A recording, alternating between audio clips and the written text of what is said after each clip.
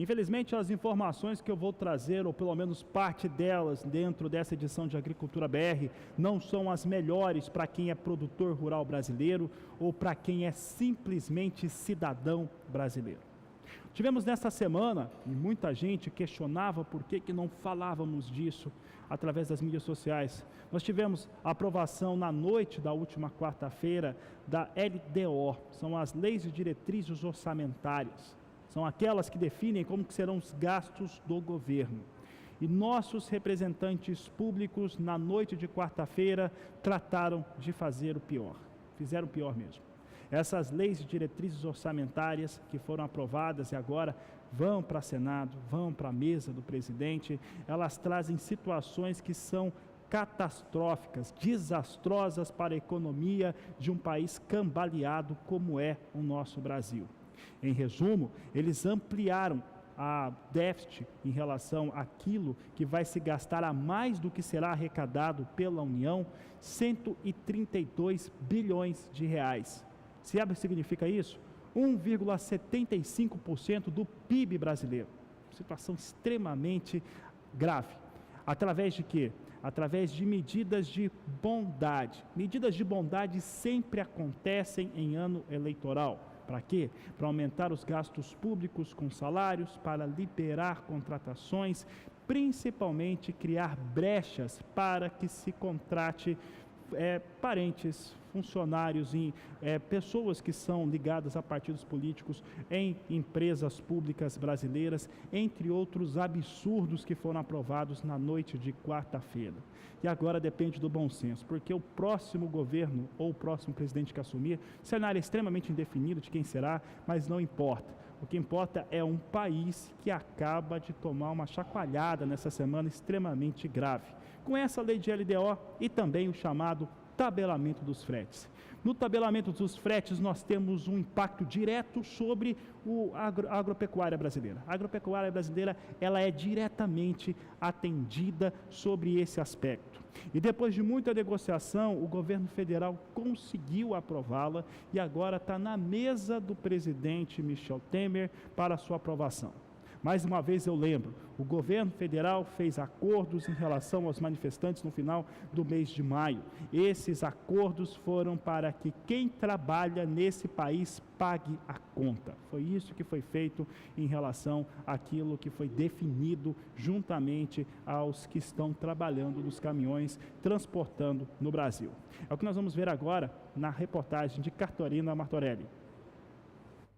A medida provisória agora vai para a sanção do presidente Michel Temer, que, segundo informações, deve vetar a anistia das multas. O texto aprovado nesta quarta no Senado e na Câmara manteve a concessão de anistia aos caminhoneiros e às empresas transportadoras em relação às multas e sanções aplicadas durante a paralisação da categoria. A medida provisória 832 permite à Agência Nacional de Transportes Terrestres, a ANTT, definir um valor mínimo para o frete no transporte de cargas. Pelo texto, fica instituída a Política Nacional de Pisos Mínimos do Transporte Rodoviário de Cargas. Também fica proibido fechar qualquer acordo de fretes em valores inferiores aos pisos mínimos. O que mais preocupa a Frente Parlamentar da Agropecuária são os reflexos dessa polêmica no setor. É importante perceber que o que foi construído pelo deputado Osmar Terra é uma obra que é o possível nesse momento. Não tentem buscar o perfeito num momento como esse, que ele é absolutamente impossível de ser conseguido. Este é o possível de ser conseguido agora. Na minha opinião, é uma lei que equilibra o processo, que gera garantia de transporte sem prejuízo, mas essa certamente é uma discussão que não acabou. Nós vamos continuar trabalhando nesse tema, até porque a solução definitiva é quando a economia estiver crescendo 3 ou 4% e tiver frete para todos. E aí não importa o valor mínimo, mas nesse momento, segurar a dignidade de quem transporta, para que não transporte com prejuízo, e viabilizar o transporte rodoviário para a economia brasileira é tudo o que se precisa. A tabela do frete deve considerar o quilômetro rodado por eixo carregado, as distâncias e as especificidades das cargas. A medida foi uma das principais reivindicações dos caminhoneiros durante a paralisação, que durou 11 dias e terminou no dia 30 de maio.